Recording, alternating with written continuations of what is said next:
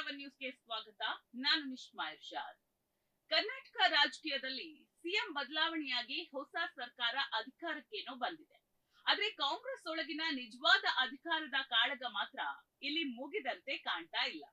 DCM ಆಗಿದ್ದ DK Shivakumar ಅವರು ಮುಖ್ಯಮಂತ್ರಿ ಹುದ್ದೆಗೆ ಏರಿದ್ದ ಮೇಲಾದ್ರೂ ಪಕ್ಷದಲ್ಲಿ ಶಾಂತಿ ನೆಲೆಸುತ್ತೆ ಅಂದ್ಕೊಂಡ್ರೆ ಕಥೆಯೇ ಬೇರೆಯಾಗಿದೆ ನೋಡಿ.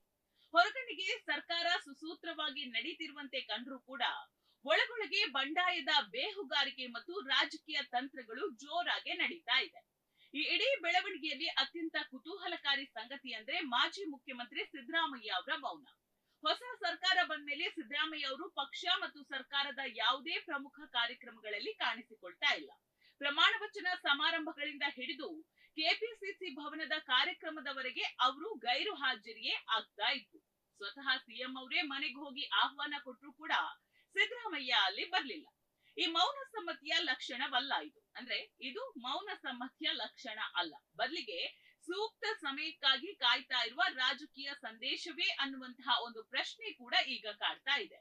ಈ ಅನುಮಾನಕ್ಕೆ ಬಲ ತಂದಿದ್ದು ಸಿಎಲ್ಪಿಯ ಸಭೆ. ಮುಖ್ಯಮಂತ್ರಿಗಳು ಕರೆದ ಮೊದಲ ಶಾಸಕಾಂಗ ಪಕ್ಷದ ಸಭೆಗೆ ಸ್ವತಃ ಸಿದ್ದರಾಮಯ್ಯ ಗೈರಾದ್ರು, ಸರಿ. ಆದ್ರೆ ಅವರ ಜೊತೆಗೆ ಬರೋಬ್ಬರಿ 47 ಶಾಸಕರು ಸಭೆಯಿಂದ ದೂರ ಉಳಿದಿದ್ದು ಕೂಡ ಒಂದು ಸಣ್ಣ ವಿಷಯ ಅಲ್ಲ. 136 ಶಾಸಕರ ಬಲ ಇರುವಂತಹ ಪಕ್ಷದಲ್ಲಿ ಸಿಎಂ ಸಭೆಗೆ ಬಂದವರು ಕೇವಲ 30 ರಿಂದ 37 ಜನ ಅಂತ ಹೇಳಿದ್ರೆ ಇದರ ಅರ್ಥ ಏನು ಹಾಗಾದ್ರೆ? ಸಭೆಗೆ ಹೋದವರೆಲ್ಲರೂ ಕೂಡ ನಮಗೆ ಸಚಿವ ಸ್ಥಾನ ಬೇಕು ಅಂತ ಒತ್ತಡ ಹೇರೋದಕ್ಕೆ ಹೋದವರೇ ಹೆಚ್ಚು.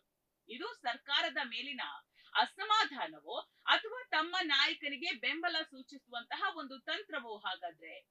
ಈ ಶಾಸಕರ ಗೈರು ಹಾಜರಿಗೆ ಮೂಲ ಕಾರಣವೇ ಸಚಿವ ಸಂಪುಟ ಹಂಚಿಕೆ ಮತ್ತು ನಿಗಮ ಮಂಡಳಿಯ ಹುದ್ದೆಗಳ ಹಂಚಿಕೆ. ಪಕ್ಷಕ್ಕಾಗಿ ವರ್ಷಗಟ್ಟಲೆ ದುಡಿದಂತಹ ಹಿರಿಯ ನಾಯಕರಿಗೆ ಮತ್ತು ಸಿದ್ದರಾಮಯ್ಯ ಆಪ್ತರಿಗೆ ಇಲ್ಲಿ ಸರಿಯಾದ ಸ್ಥಾನಮಾನ ಸಿಗಿಲ್ಲ ಅನ್ನುವಂತಹ ಒಂದು ಬೇಸರ ಜೋರಾಗಿದೆ. ನಾಯಕರನ್ನ ಮತ್ತು ಶಾಸಕರನ್ನ ವಿಶ್ವಾಸಕ್ಕೆ ತೆಗೆದುಕೊಳ್ಳದೆ ಏಕಪಕ್ಷೀಯ ನಿರ್ಧಾರಗಳನ್ನ ತೆಗೆದುಕೊಳ್ಳಲಾಗಿದೆ ಅಂತ ಹೇಳಿ ಆರೋಪ ಒಂದು ಕಾಂಗ್ರೆಸ್ ವಲಯದಲ್ಲಿ ಈಗ ಕೇಳಿ ಬರ್ತಾ ಇದೆ. ಈ ಫ್ಯೂಡಲ್ ಅಥವಾ ಏಕಪಕ್ಷೀಯ ಧೋರಣೆಯೇ ಈಗ ಶಾಸಕರ ಆಕ್ರೋಶಕ್ಕೂ ಕೂಡ ಕಾರಣ ಆಗಿದೆ. ಆದ್ರೆ ಒಂದ್ ವಿಷಯ ಯೋಚನೆ ಮಾಡಿ, ಸಿದ್ದರಾಮಯ್ಯ ಅವರನ್ನ ಅಷ್ಟು ಸುಲಭವಾಗಿ ರಾಜಕೀಯದಿಂದ ಪಕ್ಕಕ್ಕೆ ಸರಿಸೋದಕ್ಕೆ ಸಾಧ್ಯ ಇದೆಯಾ? ಖಂಡಿತ ಇಲ್ಲ. ಸಿದ್ದರಾಮಯ್ಯ ಕೇವಲ ಒಬ್ಬ ಮಾಜಿ ಸಿಎಂ ಮಾತ್ರ ಅಲ್ಲ, ಅವರು ಈ ರಾಜ್ಯದ ಬಲವಾದ ಒಬ್ಬ ಮಾಸ್ ಲೀಡರ್. ಅಲ್ಪಸಂಖ್ಯಾತರು, ಹಿಂದುಳಿದವರು ಮತ್ತು ದಲಿತ ವರ್ಗಗಳನ್ನ ಒಳಗೊಂಡ ಅಹಿಂದ ರಾಜಕೀಯ ಸಮೀಕರಣದ ಒಬ್ಬ ಅಧಿಪತಿ ಸಿದ್ದರಾಮಯ್ಯ. ಕಾಂಗ್ರೆಸ್ಗೆ ಚುನಾವಣೆಯಲ್ಲಿ ಮತಗಳನ್ನ ತಂದುಕೊಡುವ ಸಾಮರ್ಥ್ಯ ಸಿದ್ದರಾಮಯ್ಯ ಅವರಿಗಿದೆ ಅನ್ನೋದು ಅವರ ಬೆಂಬಲಿಗರ ಗಟ್ಟಿಯಾದ ವಾದ. ಇದಕ್ಕೆ ಪೂರಕ ಎನ್ನುವಂತೆ ಸಿದ್ದರಾಮಯ್ಯ ಕೂಡ ಒಂದೊಳ್ಳೆ ಸಂದೇಶವನ್ನ ಕೊಟ್ಟಿದ್ದಾರೆ. ನಾನು ಚುನಾವಣಾ ರಾಜಕೀಯಕ್ಕೆ ನಿವೃತ್ತಿ ಹೇಳಿರಬಹುದು, ಆದ್ರೆ ಸಕ್ರಿಯ ರಾಜಕೀಯದಿಂದ ಅಲ್ಲ. ಅಧಿಕಾರ ನನ್ನ ಬಳಿ ಇರದಿರಬಹುದು, ಆದ್ರೆ ರಾಜ್ಯದಾದ್ಯಂತ ಅಹಿಂದ ಸಂಘಟನೆ ಮತ್ತು ಹೋರಾಟವನ್ನ ಮತ್ತೆ ಕಟ್ತೀನಿ ಅಂತ ಅವರು ಗುಡುಗಿದ್ದಾರೆ.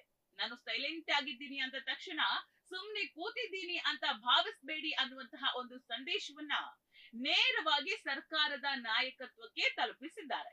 ಇಷ್ಟಕ್ಕೆ ನಿಲ್ಲಿಲ್ಲ ಈ ರಾಜಕೀಯದ ಕತೆ. ಇತ್ತೀಚೆಗೆ ಸಿದ್ದರಾಮಯ್ಯ ಅವರು ಜೆಡಿಎಸ್ ನಾಯಕರನ್ನ ಭೇಟಿಯಾಗಿದ್ದು ಕೂಡ ರಾಜಕೀಯ ವಲಯದಲ್ಲಿ ಮತ್ತಷ್ಟು ಸಂಚಲನವನ್ನ ಮೂಡಿಸಿದೆ. ಇದು ಕೇವಲ ಕಾಕತಾಳೀಯ ಭೇಟಿಯೋ ಅಥವಾ ಸರ್ಕಾರದ ವಿರುದ್ಧ ರೂಪುಗೊಳ್ತಾ ಇರುವಂತಹ ಹೊಸ ತಂತ್ರವೋ? ಈ ಭೇಟಿಯ ಬೆನ್ನಲ್ಲೇ ಬಿಡದಿ ಹೋರಾಟದ ಕಾವು ಕೂಡ ಹೆಚ್ಚಾಗಿದ್ದು, ಮಾಜಿ ಪ್ರಧಾನಿ ಎಚ್ ಡಿ ದೇವೇಗೌಡರು ಸಕ್ರಿಯವಾಗಿ ಅಂಗಳಕ್ಕಿಳಿದಿರುವುದು ರಾಜ್ಯ ರಾಜಕೀಯಕ್ಕೆ ಮತ್ತೊಂದು ಹೊಸ ಆಯಾಮವನ್ನ ತಂದುಕೊಟ್ಟಿದೆ. ಈ ಎಲ್ಲಾ ಬೆಳವಣಿಗೆಗಳನ್ನ ಗಮನಿಸಿದ್ರೆ ಶಾಸಕಾಂಗ ಪಕ್ಷದ ನಾಯಕನ ಆಯ್ಕೆ ವೇಳೆ ಗುಪ್ತ ಮತದಾನ ನಡೆದಿದ್ರೆ ಫಲಿತಾಂಶವೇ ಬೇರೆಯಾಗ್ತಾ ಇತ್ತು ಏನೋ ಅನ್ನುವಂತಹ ಚರ್ಚೆ ಈಗ ಕಾಂಗ್ರೆಸ್ನ ಒಳಗೆ ನಡೀತಾ ಇದೆ. 60 ರಿಂದ 80 ಶಾಸಕರ ಬೆಂಬಲ ಹೊಂದಿರುವ ನಾಯಕನನ್ನ ದೂರವಿಟ್ಟು ಸರ್ಕಾರ ನಡೆಸೋದು ಡಿಕೆ ಶಿವಕುಮಾರ್ ಅವರಿಗೆ ಸುಲಭದ ಹಾದಿಯಂತೂ ಅಲ್ಲ. ಒಂದೆಡೆ ಶಾಸಕರ ಅಸಮಾಧಾನ, ಇನ್ನೊಂದ್ ಕಡೆ ಸಿದ್ದರಾಮಯ್ಯ ಅವರ ಅಹಿಂದ ಸಂಘಟನೆ. ಇವೆರಡೂ ಸರ್ಕಾರದ ಮೇಲೆ ಸದಾ ತೂಗುಗತಿಯಂತೆ ಇರಲಿದೆ. ಡಿಕೆ ಶಿವಕುಮಾರ್ ಅವರ ನಾಯಕತ್ವದಲ್ಲಿ ಮುಂದಿನ ಚುನಾವಣೆಗೆ ಹೋಗೋದಕ್ಕೆ ಕಾಂಗ್ರೆಸ್ ಸಿದ್ಧವಾಗ್ತಾ ಇರಬಹುದು. ಆದ್ರೆ ಸಿದ್ದರಾಮಯ್ಯ ಅವರ ರಾಜಕೀಯ ನೆಲೆ ಮತ್ತು ಅಹಿಂದ ಮತ ಬ್ಯಾಂಕ್ ಅನ್ನ ನಿರ್ಲಕ್ಷಿಸಿ ಕಾಂಗ್ರೆಸ್ ಮುನ್ನಡೆಯೋದು ಅಪಾಯಕಾರಿ. ಈ ಆಂತರಿಕ ಕದನ ಹೀಗೆಯೇ ಮುಂದುವರೆದ್ರೆ ಇದರ ನೇರ ಪರಿಣಾಮ 2028ರ ವಿಧಾನಸಭಾ ಚುನಾವಣೆಯ ಮೇಲೂ ಬೀರೋದ್ರಲ್ಲಿ ಯಾವ ರೀತಿಯ ಅನುಮಾನ ಕೂಡ ಇಲ್ಲ. ಕೊನೆಯದಾಗಿ ಕರ್ನಾಟಕ ಕಾಂಗ್ರೆಸ್ನ ಈ ರಾಜಕೀಯ ಬೆಳವಣಿಗೆ ಸಿದ್ದರಾಮಯ್ಯ ಸಿದ್ದರಾಮಯ್ಯ ಅವರ ಮೌನ ಮತ್ತು ಅಹಿಂದ ಸಂಘಟನೆಯ ನಿರ್ಧಾರ ಇವೆಲ್ಲ ಕೂಡ ಡಿಕೆಶಿ ಸರ್ಕಾರಕ್ಕೆ ಸವಾಲಾಗಿದ್ಯಾ ಅಥವಾ ಸಿದ್ದರಾಮಯ್ಯ ನಿಜಕ್ಕೂ ಸರ್ಕಾರದ ವಿರುದ್ಧ ಬಂಡಾಯದ ಬೀಗ ತೆರೆದಿದ್ದಾರಾ ಅನ್ನೋದನ್ನ ಕಾದು ನೋಡ್ಬೇಕಿದೆ. ನೋಡ್ತಾ ಇರಿ ಸಮಾಜಕ್ಕಾಗಿ ಕನ್ನಡವ ನ್ಯೂಸ್. ನಮಸ್ಕಾರ.